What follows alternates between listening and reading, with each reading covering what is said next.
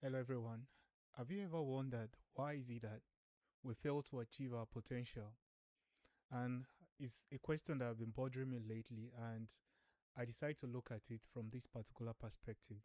Number one, I was looking at it that is it I'm lazy that I can't achieve some of the things I know I was supposed to do, or is it that I think I'm not worthy enough to be able to achieve those things that God has called me actually to do? Or is it that I am afraid of other people's opinion? Then when I look at this and I'm looking, is it that I procrastinate? Is it that I'm lazy? Or is it that it's I'm thinking I'm not worthy to be able to achieve those things that God has set in place for me? However, when I look at it, I look at this in conjunction that it is all three that is trying to manifest.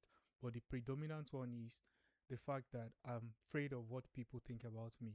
And I think this is something that has stopped so many people from actually making progress in life, because God has called us to so many things to do, because this world needs to put their mind to various challenges that we are facing in this life.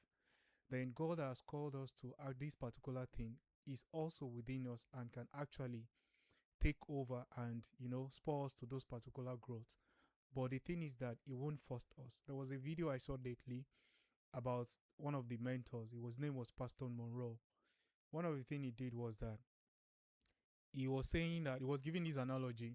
The analogy was that of a man needing a furniture, and then the man was praying to God to give him furniture. Of course, God can send someone to bring it to you. However, if you look at it from this particular perspective, you will discover that God has already given us the soil, He's giving us the seed, and in fact, He's giving us the garden already. So, what you need to do is that you just need to believe. You just need to go into the forest, harvest the tree, and shape it to whichever form of furniture you have. Or someone else can do that. It doesn't necessarily have to be you. What I'm just trying to bring out is that God has given us all it takes. All we just need to do is to apply our mind to these particular challenges that we're actually going through. But one thing that we've been led, maybe conditioned to believe, is that we are not capable of all these things. And we are afraid of what other people will think. Rather, this particular fear of other people's opinion, is that we are thinking, what will they say about me? What if I do it and I do it wrong? But trust me, so many people that have made great achievements in this life, they've made it off the back of mistakes. Failure is part of success. There's nobody that's ever succeeded in life without failing. You have to fail. We are not angels. So, as we are not angels, we need to harness into this power. This power is within us. It is what God has given us, it is what God has put in us. God has called us to it. We also see us through it.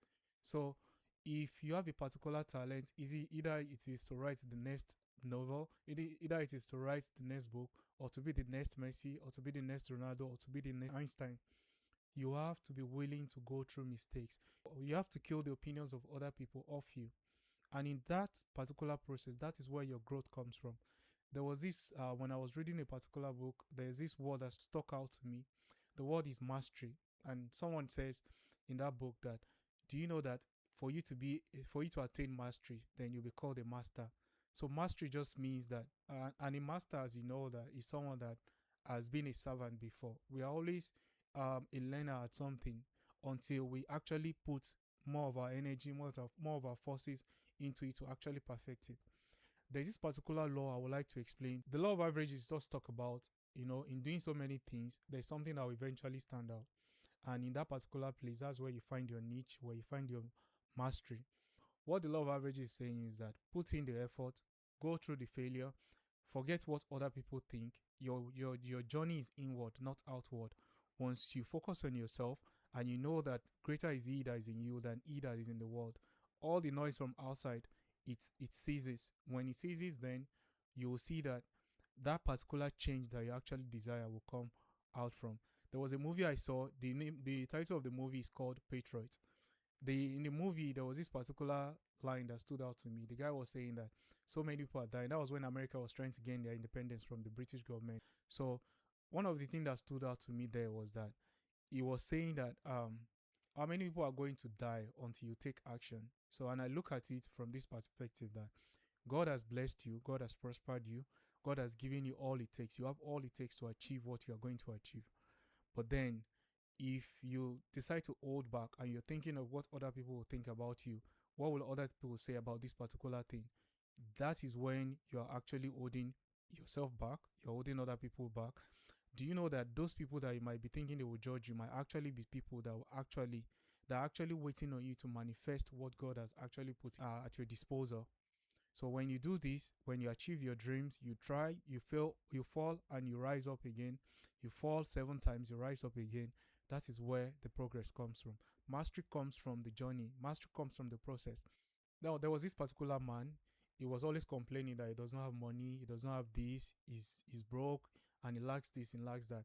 So he walked to one of his mentor and he asked him that what advice would they give him. So the mentor gave him this particular advice that I want you to go through this particular journey.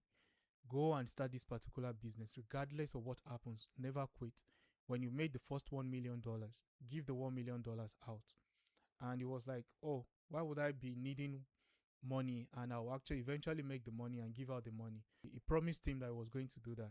So it was actually the promise that kept him going. He went through the journey and he discovered that he actually made the money when he persevered, and he gave the $1 million. And then he went to meet the mentor. The mentor told him that, what have you learned from this particular journey? He said, it is not about the money, it's about what he has become in the process. And you imagine someone that doesn't have money in the first place made 1 million and actually gave out the 1 million. And I'm saying to you now, it can be you as well.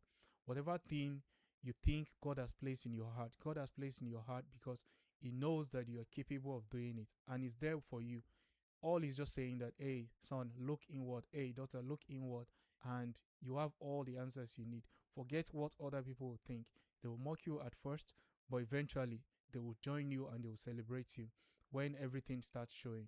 So whatever thing you're doing, persevere. Don't quit.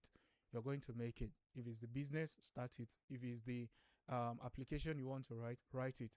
Whatever thing you want to do, you are capable and you're fully covered by Him that sent you.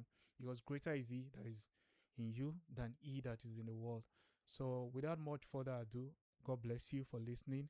May God prosper you, may God enrich you, and may God enlarge your ways, and may God open doors for you and walk you through the path where your progress lies.